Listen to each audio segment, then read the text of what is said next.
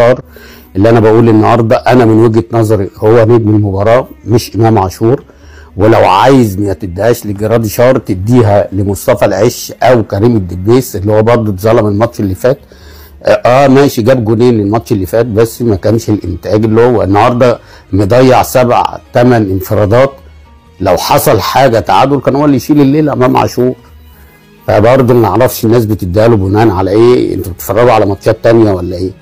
يعني النهارده لو حصل حاجه لو الجون بتاع بتروجيت ده جه بدري شويه اعتقد يشيل الليله امام عاشور.